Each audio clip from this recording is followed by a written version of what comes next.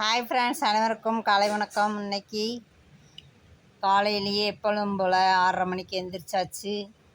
எந்திரிச்சதுக்கப்புறம் பார்த்தீங்கன்னா டீ 2 டீயில் எங்கள் வீட்டில் கடும் டீ ஒரு அடுப்புலையும் பால் டீ ஒரு அடுப்புலையும் போட்டு 2 டீ போட்டாச்சு.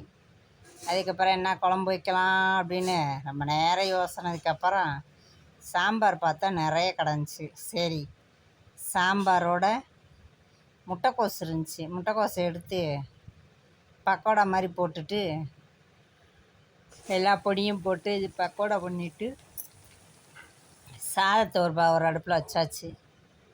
எல்லா வேலையும் கடன்னு முடிச்சுட்டு இன்னைக்கு குழம்பு வைக்கலை.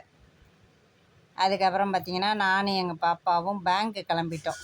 பேங்க்கு போனால் அங்கே பார்த்திங்கன்னா எதுக்கு போனோம் அப்படின்னு பார்த்தீங்கன்னா எங்கள் பாப்பாவுக்கு ஆதார் இணைக்க சொல்லிட்டாங்க. காலேஜில் இணைச்சிட்டு வாங்க அப்படின்னு சொல்லவும் சரின்னு எங்கள் பாப்பா இன்றைக்கி லீவ் போட்டா, காலேஜ் போல். ஆதார் இணைக்கிறதுக்காக போயிட்டோம். எனக்கு புக்கு காலி ஆயிடுச்சு. அதனால் என்ன பண்ணேன், இன்னொரு புது புக்கு போடணும்ல, அதுக்காக என் வேலையும் சேர்த்து பார்க்கலாம் அப்படின்னு சொல்லிட்டு கிளம்பிட்டோம். நானும் பாப்பாவும் நேரமே காலையில் இன்றைக்கி ஒரு 10:30 மணிக்கெலாம் கிளம்பிட்டோம். முடிச்சுட்டு அப்படியே பார்த்திங்கன்னா எங்கள் பாப்பாவுக்கு யூனிஃபார்ம் தைக்கணுன்ட்டாங்க காலேஜில்.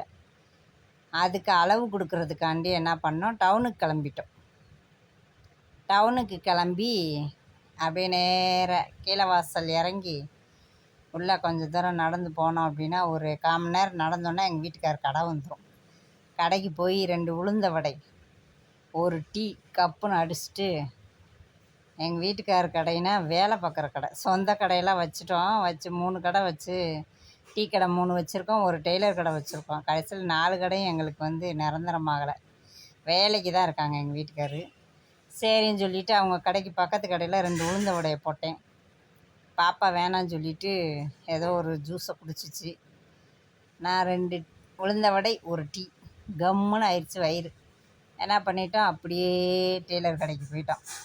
போய் எங்கள் பாப்பாவுக்கு மெஷர்மெண்ட்டை கொடுத்துட்டு அளவு எடுத்தாங்க. அளவெல்லாம் கொடுத்துட்டு சரி நாங்கள் அப்படியே வீட்டுக்கு கிளம்புறோம் அப்படின்னு சொல்லிட்டு அப்படியே மீனாட்சி அம்மன் கோயிலுக்கு வந்தாச்சு. மீனாட்சி அம்மன் கோயிலுக்கு வந்தால் எங்கள் வீட்டுக்கார கடையும் கோயிலும் ரொம்ப பக்கம், 5 நிமிஷம்தான். கடையிலேருந்தே கோபுரம் நல்லா பார்க்கலாம்.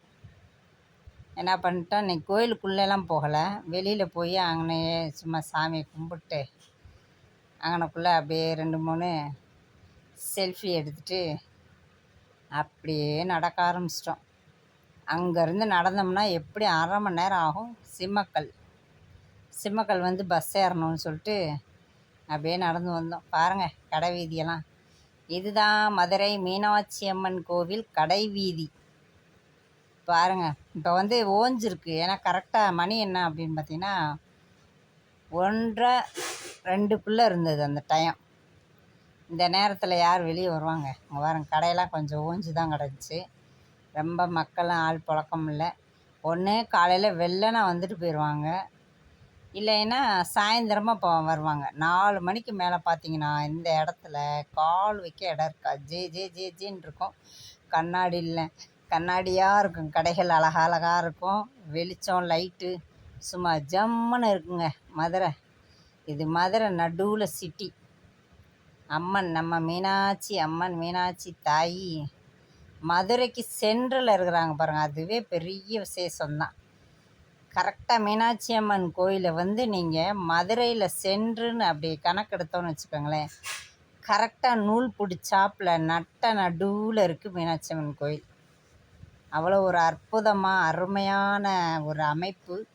நம்ம மதுரை மீனாட்சி தாய்க்கு, மீனாட்சி தாயை சுற்றி தான் அந்த மதுரை மக்களே இருக்கணும். அப்படியே நூல் பிடிச்சாப்பில் இருக்கும் மீனாட்சி அம்மன் கோயில் சென்ட்ரு.